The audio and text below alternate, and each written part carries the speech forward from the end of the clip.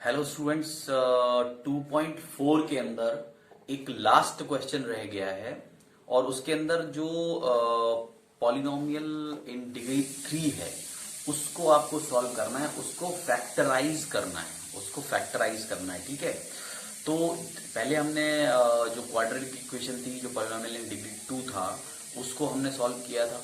ठीक है, तो उसमें हमने यूज किया स्प्लिटिंग द मिडिल टर्म। वो आसान तरीका है, लेकिन स्प्लिटिंग द मिडिल टर्म से बेहतर कोई दूसरा लगता नहीं, मुझे नहीं लगता। ठीक है, वो आसानी से हो जाता है।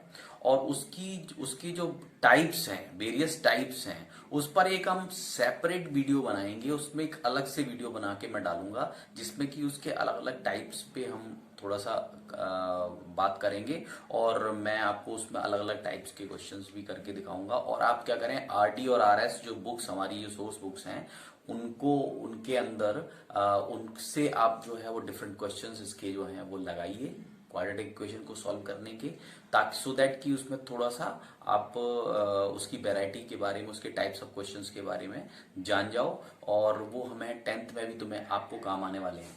ठीक है, तो एक तो हो गया क्वाड्रेटिक इक्वेशन की बात। अब अगर हमारे पास जो इक्वेशन है, जो पॉलिनोमियल है, वो डिग्री 3 का हो, तो उसे हम आसानी से कैसे करें। तो मैं एक दो क्वेश्चंस इस वीडियो में करवा रहा हूं। आप उन क्वेश्चंस के बेसिस पर आराम से उन क्वेश्चंस को कर सकते हैं। जो मेथड मुझे बहुत सही लगा, और या जो मेथड मैं आपको बताने जा रहा हूं बहुत सही है, बहुत ज्यादा टाइम टेक कंज्यूमिंग नहीं है, और बहुत ज्यादा आपको कंफ्यूज भी नहीं करेगा। आप आसानी से उसको कर सकते हैं। ठीक है, तो आप शुरू करते हैं उसको। ठीक है, तो देखिए पहले हमने लिया है एक्सरसाइज 2.4 में फर्स्ट क्वेश्चन लिया फैक्टराइज। इसमें जो डिग्री है वो है 3, x cube minus 2x² minus x plus 2। अब हमें पता है कि अगर कोई भी एल्जेब्रिक एक्सप्रेशन या कोई पॉलिनोमियल है, इस पॉलिनोमियल में जो इसके अंदर फैक्टर्स होंगे वो x की कौन सी, जो p0 निकालेंगे, जो p0 निकलेगा, हम p0 क्यों निकालेंगे, क्योंकि p0 फैक्टर थ्योरम के हिसाब से जब हम p0 निकालेंगे, वो p0 ये बताएगा कि ये वैल्यू जो है, इस वैल्यू से x की इस वैल्यू के लिए ये फैक्टर होगा इस पॉलिनोमियल का। ठीक है, जो लीनियर वैल्यू, लीनियर पॉलिनोमियल निकलेगा, वो वैल्यू, वो पॉलिनोमियल इसका एक फैक्टर होगा। लेकिन जो उसकी जो वैल्यूज हैं वो कितनी होंगी, वो इस 2 से ज्यादा नहीं होंगी, वो इस कांस्टेंट से ज्यादा नहीं होंगी। या तो इसके इक्वल होंगी, ठीक है, या इससे छोटी होंगी, या तो इसके इक्वल होंगी या इससे छोटी होंगी। तो p0 के लिए हम जो x की वैल्यू रखेंगे वो p0 निकालने के लिए हम जो x की वैल्यू यहां पर रखेंगे वो हो जाएगी +-1 और +-2। ठीक है, या तो हम प्लस का 1 प्लस का 2, इसका मतलब क्या हुआ, हम प्लस का 1 करेंगे, माइनस का 1 करेंगे, यहां पुट कर सकते हैं, प्लस का 2 कर सकते हैं, माइनस का 2 कर सकते हैं। कैसे करते हैं वो मैं दिखा देता हूं। और हम करेंगे क्या, हम ये करेंगे कि केवल एक फैक्टर इस तरह से फाइंड आउट कर लेंगे। हम और भी फैक्टर्स निकाल सकते हैं, लेकिन जैसे इस क्वेश्चन के अंदर है, इस क्वेश्चन में केवल 4 ही ऐसी वैल्यूज हैं जो आपको रखनी है और इसके बाद फैक्टर फाइंड आउट करने हैं। तो हो सकता है कि आप देखिए इसके अंदर जो डिग्री है वो 3 है, तो नेचुरली ये बिल्कुल फिक्स है कि इसमें 3 वैल्यूज निकलेंगी। आप यहां से ये 4 वैल्यूज रखेंगे तो इनमें से कोई भी 3 वैल्यूज से आप इसके फैक्टर डिसाइड कर सकते हैं। ठीक है, लेकिन मैं ये कह रहा हूं कि अगर इस कांस्टेंट की वैल्यू बहुत ज्यादा हो, ये 8 हो, 10 हो, 11 हो और ज्यादा हो, तो फिर उस केस में आप क्या करोगे, उस केस में आप इतनी सारी वैल्यूज को रखोगे। ये तो एक हिट एंड ट्रायल मेथड है। ठीक है, तो ये मेथड का मतलब है कि आप कंटिन्यूटी में एक एक वैल्यू रखते जाएंगे और वैल्यूज निकालते जाएंगे। आप ऐसे करोगे तो ये बहुत लेंथी हो जाएगा। हम इसको अगर थोड़ा सा शॉर्ट करना चाहें, कम टाइम में करना चाहें, तो हम करेंगे ये कि हम x की एक फैक्टर x का इससे निकाल लेते हैं, केवल एक फैक्टर। ठीक है, जैसे हम क्या करेंगे, पहले x की पहली वैल्यू p0 के लिए हम पुट करेंगे इक्वेशन के अंदर, put x is equal to +1 या 1, पहले हम 1 पुट करके देखते हैं, ठीक है। 1 पुट करके देखते हैं तो हम जब P1 निकालेंगे यहां पर इसके लिए, तो 1 का क्यूब -2 इंटू 1 का स्क्वायर -1 +2, ठीक है। यहाँ 1 हो गया, यहाँ -2 हो गया, यहाँ -1, ये +2, 2 से 2 कैंसिल, 1 से 1 कैंसिल, 0।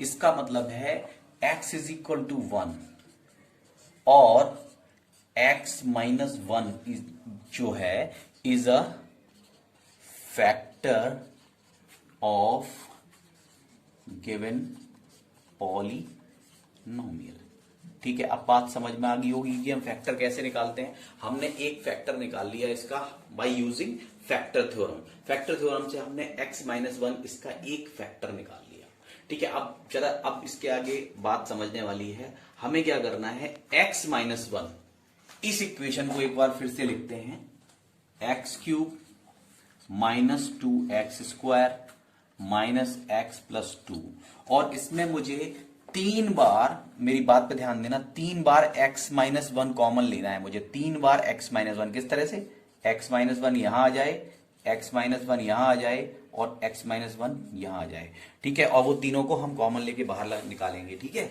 तो हम इसको करते कैसे हैं जरा देख लेते हैं। ये मैंने सिर्फ एग्जांपल उसके लिए दिया आपको कि इसको, अब जरा इसको करके देखते हैं। इसी को इस पे ध्यान दो आप, ठीक है। x³ -x² है, तो देखिए x³ लिख दें, ठीक है, -x² लिख दें। तो x³ -x² मैंने लिखा है, इन दोनों में x² अगर मैं कॉमन ले लूंगा, इससे x² बाहर चला जाएगा, इससे चला जाएगा, तो यहां बचेगा x -1, ठीक है। अब मेरे पास बचा क्या, देखिए x³ तो मैंने यहां लिख दिया है, और ये जो माइनस का 2x² है, इसमें से माइनस का x² मैं यहां लिख चुका हूं, ठीक है। तो जो एक माइनस का x² बचा है मैं उसे आगे लिख देता हूं। मुझे इसी को चेंज करना है, इसी को चेंज करना है इस तरह से कि ये हम फॉर्मेट बना पाए कि x -1 में 3 जगह से कॉमन ले पाऊं, ठीक है। तो बस इसी को देखते जाओ आप, समझ में आ जाएगा आपके आराम से। अब आप बस इसी पर ध्यान दो, ठीक है। x² जो बच गया वो लिख दिया मैंने। अब देखें आप, माइनस का x² बचा है और माइनस का x है। अगर माइनस का x² यहां लिख दो और माइनस का x लिख दो, तो यहां पर माइनस का x कॉमन तो आ रहा है, लेकिन अंदर जो आ जाएगा वो आएगा x+1। लेकिन हमें क्या चाहिए, हमें तो x -1 चाहिए है, तो हम यहां पर माइनस का 2x लिखेंगे, ठीक है। यानी मुझे चाहिए प्लस का x, यानी मुझे चाहिए प्लस का x यहां पर, ठीक है। तो मुझे जो चाहिए वो मैं पहले लिख देता हूं, मुझे चाहिए प्लस का x। अब जब प्लस का x लिखेंगे, अगर मैंने यहां प्लस का x लिख दिया, तो मेरे पास माइनस का x मैं इसमें से कॉमन लूंगा, तो x -1 यहां पर आ जाएगा। लेकिन जो ये प्लस का x है वो मैंने अपनी तरफ से पुट कर दिया यहां पर, ठीक है, जो कि इस इक्वेशन में नहीं था। तो मैं क्या करूंगा, मैं इस प्लस x के साथ एक माइनस का x भी लगा दूंगा यहां, ठीक है। तो अब प्लस का x और माइनस का x कैंसिल हो जाएंगे, जो मैंने बढ़ाया वो मैंने कम कर दिया, उससे कोई फर्क नहीं पड़ रहा है। लेकिन मेरा काम हो गया, मुझे एक x -1 यहां मिल जाएगा, एक x -1 यहां मिल जाएगा, और मेरे पास माइनस का x ये बच रहा है यहां पर, और एक माइनस का x पहले से ऑलरेडी यहां पे रखा हुआ है। तो माइनस का x -का 2x हो गया, ठीक है। अब देखें, माइनस का 2x ये रहा और प्लस का 2 ऑलरेडी लिखा हुआ है यहां पर। मैं इसे इसलिए लिख रहा हूं क्योंकि लास्ट वाला जो पोर्शन होता है, अगर आपने इन दोनों में बना लिया तो इसमें ऑटोमेटिक बन जाता है अपने आप, ठीक है। फिर भी आप एक बार चेक करके तभी रखें, ठीक है। लेकिन ये अपने आप बन जाता है। यहाँ माइनस का 2x और ये प्लस का 2x है, इन दोनों में माइनस का 2 अगर कॉमन लेंगे तो ऑटोमेटिकली यहां पर भी x -1 बन जाएगा। आपके पास अब 3 पेयर हैं जिनके अंदर आप कॉमन लेंगे, यानी इसको फिर से अगर एक बार लिख रहे हैं, यहां पर लिख लेते हैं, यहां लिख लेते हैं। हमारा क्या हो जाएगा, एक हो जाएगा x³ -x² -x, उसी टर्म्स में लिख रहे हैं हम, उसी तरीके से, प्लस x। अब यहां पर एक बार और देखना, माइनस का x और माइनस का x ये वाला, इसको हम केवल ऐड करके लिख रहे हैं यहां पर, माइनस का 2x, और यहां लिखेंगे +2, ठीक है। अब मेरे पास 3 पेयर हैं जिनमें मैं कॉमन लूंगा। कॉमन क्या आएगा, यहां पर हो जाएगा x², तो यहां हो जाएगा x -1, यहां आ जाएगा x, तो ये हो जाएगा x -1।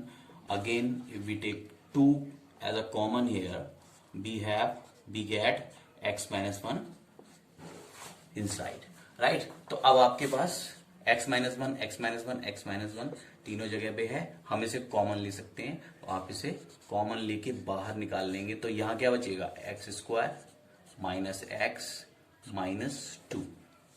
ठीक है, अब जो x माइनस वन था वो मेरे पास आ गया यहां पर, लेकिन जो बाकी का पोर्शन बचा ये फिर भी एक क्वाड्रेटिक इक्वेशन है और इसमें ये by splitting the middle terms से सॉल्व करना है। ठीक है, तो ये तो इजी हो गया, इसको तो आप कर ही सकते हैं आराम से। ठीक है, तो यहां पे क्या करेंगे, 2 है यहां पर और यहां 1 है और नेगेटिव है, तो इसको कैसे करते हैं हम, इसको सिंपली करते हैं, नेगेटिव है तो यहां पर करेंगे आपके पास होना चाहिए 2, आपके पास होना चाहिए 2 और यहां पर आ जाएगा 2 इंटू 1 2 और 2 माइनस 1 1, यहां पर 1 है। ठीक है, आई होप कि ये चीज तो क्लियर होगी आपको कि यहां पर जो नेगेटिव लेना है, मल्टीप्लाई करें अगर दोनों टर्म्स को तो हमारे पास 2 आना चाहिए और उनको एक में से दूसरे को सब्ट्रैक्ट करेंगे तो यू विल हैव 1।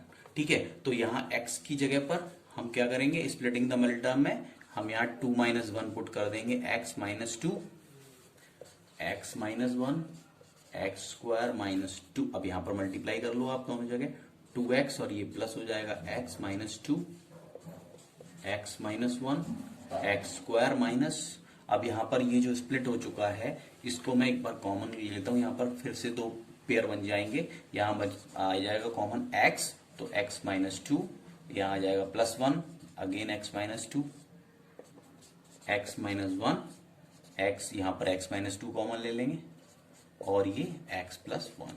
ठीक है, तो ये अब पूरी तरह से फैक्टराइज हो चुका है और एज यू कैन सी कि आराम से बहुत कम टाइम के अंदर आप इसको जो है फैक्टराइज कर सकते हैं। मैं एक क्वेश्चन और ले लेता हूं सो दैट कि आप आराम से इसको समझ सकें। ठीक है, और इसको वीडियो को यहां पर पॉज कर लीजिए और उसके बाद आराम से समझने की कोशिश करिए। मैं नेक्स्ट क्वेश्चन लिखता हूं, एक्स क्यूब, थर्ड क्वेश्चन और लिया है मैंने, इसको आप देख लें, x cube plus 13x square plus 32x plus 20। अब यहां पर मैं आपको यही, इसीलिए मैंने ये थर्ड क्वेश्चन लिया है कि थर्ड क्वेश्चन के अंदर जो कांस्टेंट टर्म है वो 20 है। 20 लेने का मतलब है कि अगर आपको इसका P0 निकालना है तो आपको 1 से लेके और 20 तक प्लस माइनस में टर्म्स लेने पड़ेंगे। ठीक है, तो अगर 1 से लेके 20 तक हिट एंड ट्रायल, जो ट्रायल एंड एरर मेथड है उससे आप करेंगे तो आपको बहुत टाइम लगेगा। ठीक है, तो it will take such a long time और इसलिए आप इसमें क्या करें, बस वही तरीका सही है कि आप इसमें केवल एक जीरो इसका निकाल लें। तो एक जीरो निकालने के लिए अगर आप P1 निकालते हैं इसके अंदर, जरा देखिए P1 कितना हो रहा है, 1 प्लस 13 प्लस 32, इसमें 1 ही आएगा, 1 का स्क्वायर, और यहाँ 32 इंटू 1 आएगा प्लस 20, ये कितना आ रहा है 1, यही कर लेते हैं, 1 प्लस 13 प्लस 32 और प्लस 20। ठीक है, तो डेफिनेटली ये नहीं आएगा क्योंकि सारे पॉजिटिव हैं, तो ये जीरो नहीं होगा। P2 ले लो, P माइनस 1 ले लेते हैं, माइनस 1 में शायद आ जाए, माइनस 1 का whole cube plus 13 into minus 1 का whole square plus 32 into minus 1 plus 20। अब जरा देखते हैं, माइनस 1 और ये प्लस 13 माइनस 32 प्लस 20 अगेन। ठीक है, तो ये हो गया माइनस 33 और प्लस 33। ठीक है, एज यू कैन सी आराम से ये हो रहा है माइनस 32 और ये माइनस 30, ये दोनों काटने के बाद ये जीरो हो रहा है, इसका मतलब है P माइनस 1 पे ये जीरो हो रहा है। ठीक है,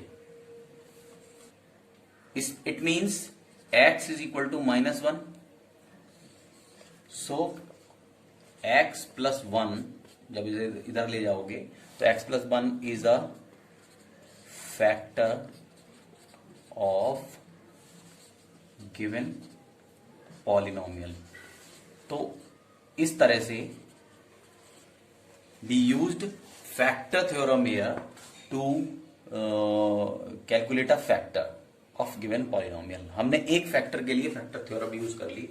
अब हम क्या करेंगे, हम x प्लस 1 3 जगह पे उसी तरीके से बनाएंगे जैसे हमने पहले बनाई थी। तो हम फिर से उस इक्वेशन को, उस 3 डिग्री के पॉलिनोमियल को हम लिख लेते हैं यहाँ पर, ठीक है।